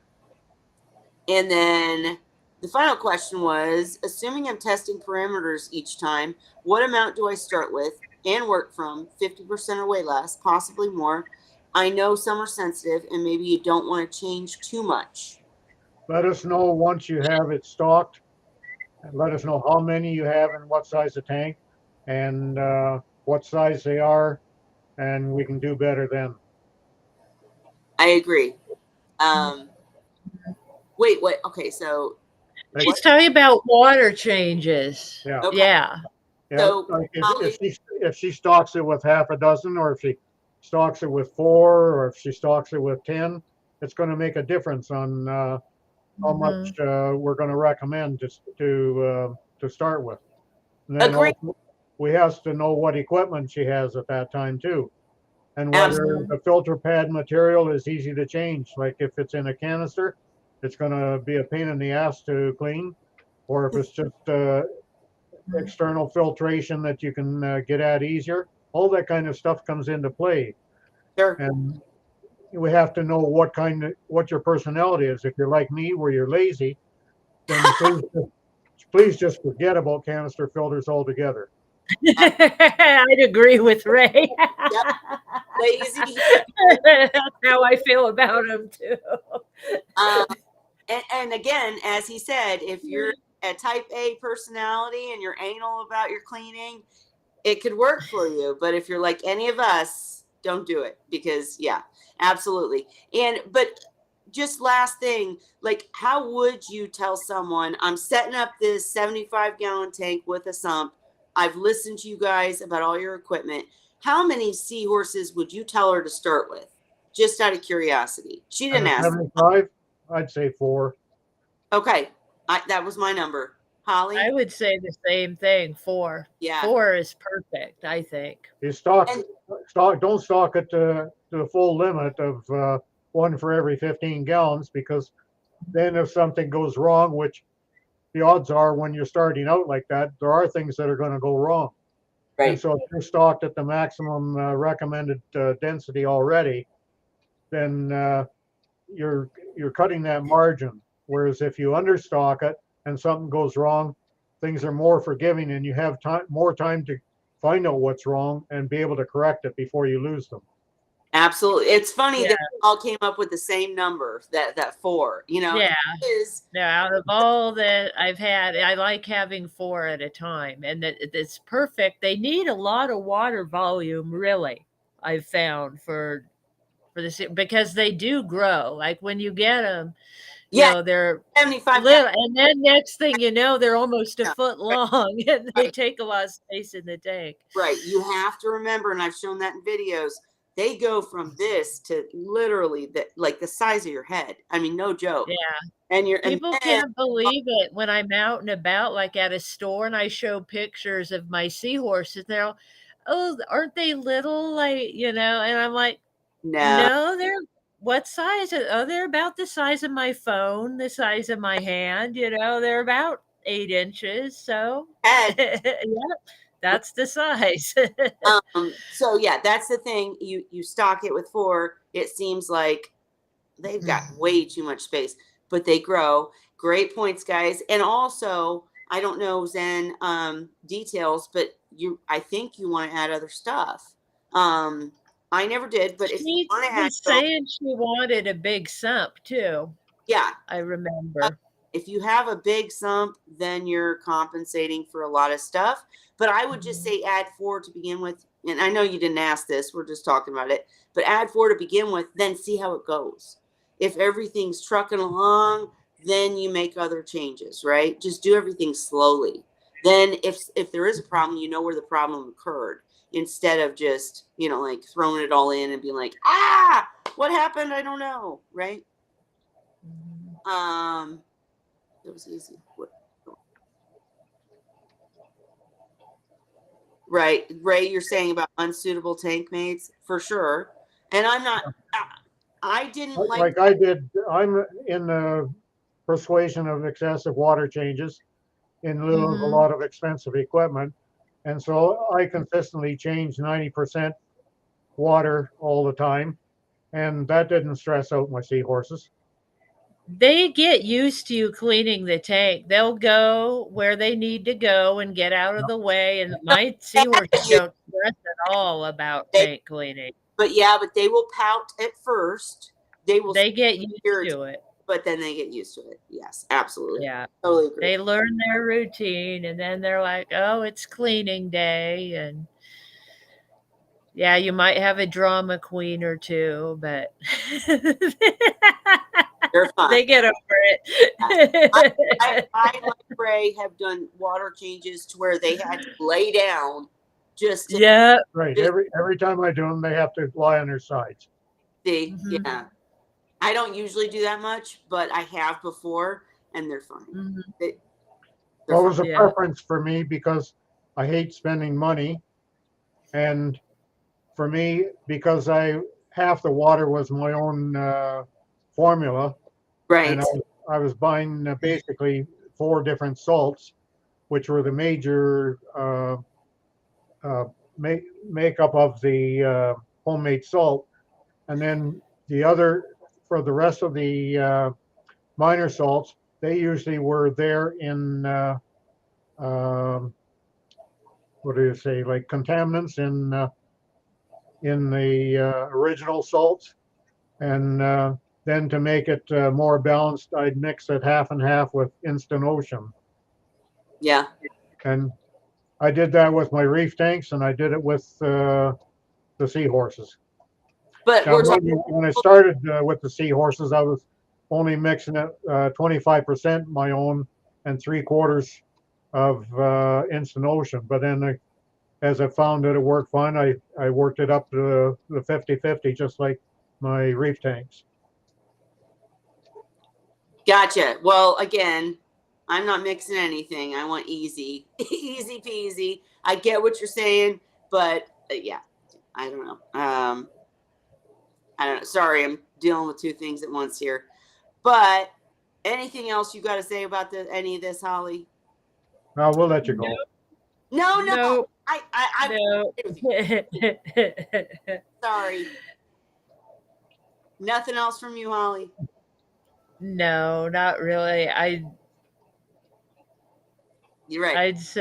I'd say yeah, just like I said, if you start the 30%, figure around 30% and adjust it from there based on what's going on, and you're probably fine.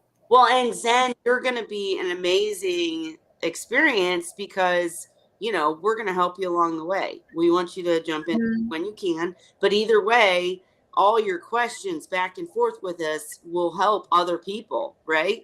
And Yeah. hopefully we help you set up really well and, you get everything right. Nobody ever gets everything right, but you know what I mean? Yeah. And besides, we need more of you people getting experience to replace me. Well, I'll be 81 at the end of the month, so I'm limited on the time I'm still left around. I know, Ray, listen, I'm only 45. I'm saying the same thing. I'm like, somebody needs to take over SW because I'm like, man. But I think Zen's going to end up our girl. She's like, oh, hell no. But we'll see. We'll see. But I think we did get all the questions answered for tonight. And we'll be back next week either way. Guys. It's been a really fun Wine Wednesday. Thank you to everyone who came. It's always fun when there's back and forth. I'm sorry when I get distracted, but it's really cool to have different people from different areas of the hobby come in and bring their expertise because sometimes you help me, like I said. And then we get Ray in here that helps everybody else. And then we all just help each other. That's how it's supposed to be. But for tonight, I'm going to call it. And Zen, you can always reach out on the side too if you have individual questions, but we love that you bring them here because then we can talk about them and figure it out for other people. So thank you. And for tonight, happy Wine Wednesday. Everybody say cheers. Good night. Cheers.